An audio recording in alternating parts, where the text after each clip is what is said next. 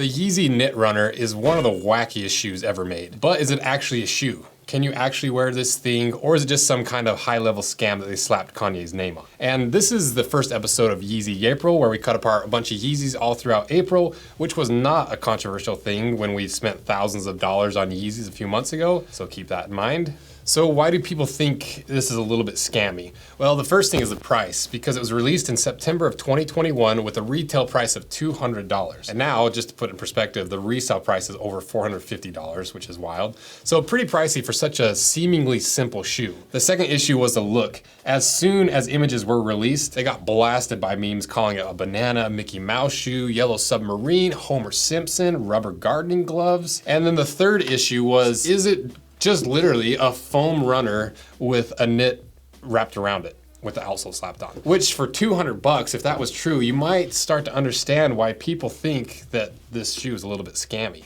And then the third main issue was the wearability. Is it actually a shoe? Is it gonna crease like crazy? Will it absorb tons of water? And are my feet gonna sweat like crazy when I wear these things? And so our goal with this video is to figure out, does it absorb water like a $200 sponge? Is it crease like crazy as soon as you start wearing it? Is it actually breathable? Is it just an expensive foam runner? And is it actually worth $200? With Morgan & Morgan, you can submit an injury claim without ever having to leave your couch in 8 clicks or less, which is pretty wild. And in 2020, there was over 5 million car crashes. That's more than 15,000 per day and 600 per hour. And this is gonna happen to you eventually. It happens to everybody at least once in your life. And the last thing you wanna do after being T-boned by a family of 5 is submit an injury claim, especially if you've been injured and you have no idea where to start and you've never been in a car accident, you've never done with insurance. And that's why it's important to deal with the real pros like Morgan & Morgan, who are America's largest injury law firm with over 100 offices nationwide, over 800 lawyers, and over 4,000 support staff working 24/7, so they can take care of you any day, anytime. So if you're ever injured in an accident and you don't know where to start, you can check out Morgan & Morgan because it's so easy. You can submit a claim in 8 clicks or less without having to leave the comfort of your couch. So for more information, go to forthepeople.com or dial #law. That's #529 from your cell phone. And thanks again to Morgan & Morgan. So the first test I want to do was the water absorption, which is a perfect opportunity to see if these are actually buoyant and float. So we threw it in the water tank and pretty obviously they floated.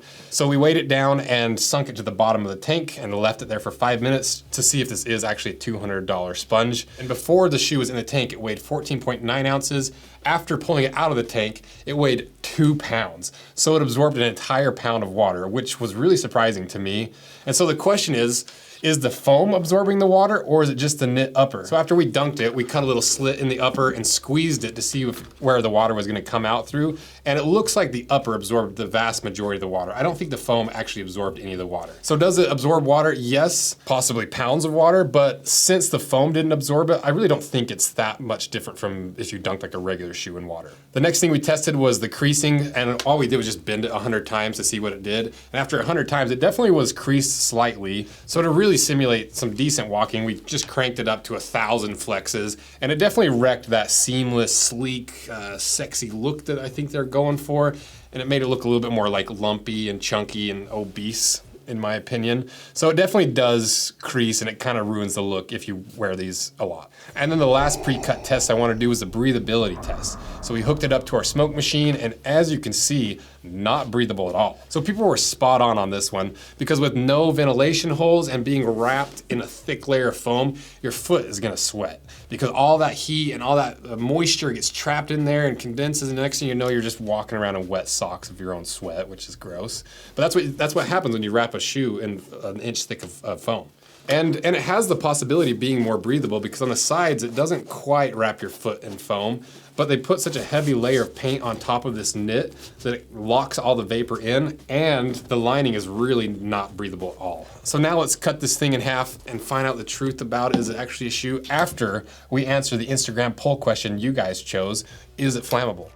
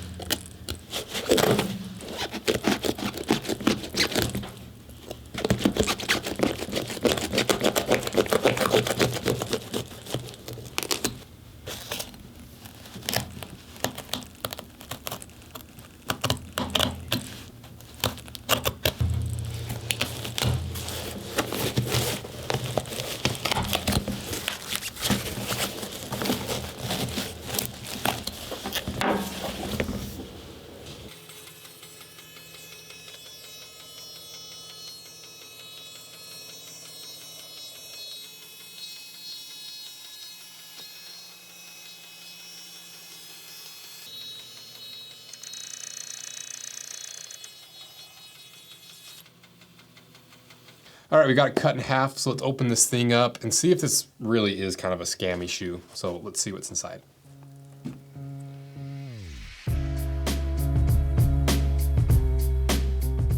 So is it just a foam runner with knit around it, combining the two? Yes and no, because both have injection molded foam that wraps almost all the way around your foot. Both have very similar shapes, but there are a lot of obvious differences, like the knit upper, the rubber outsole, the lining. But there are some other things that aren't quite as obvious, like the foam is way softer than the foam runners, because this foam in the knit runners comes in at a 5 Shore, which is, it's gotta be the softest foam we've ever seen. I think 5 Shore is the softest foam we've ever seen. Compared to the foam runners, these come in at a 30 Shore. And there's just several more steps in the process to make this shoe compared to the foam runners. And there's several more components involved versus just a single chunk of foam. So is it just a foam runner with knit around it? No, it's actually super different. Same kind of concept, so I see how people got there, but clearly different in almost every single way. Now to, is it worth 200 bucks?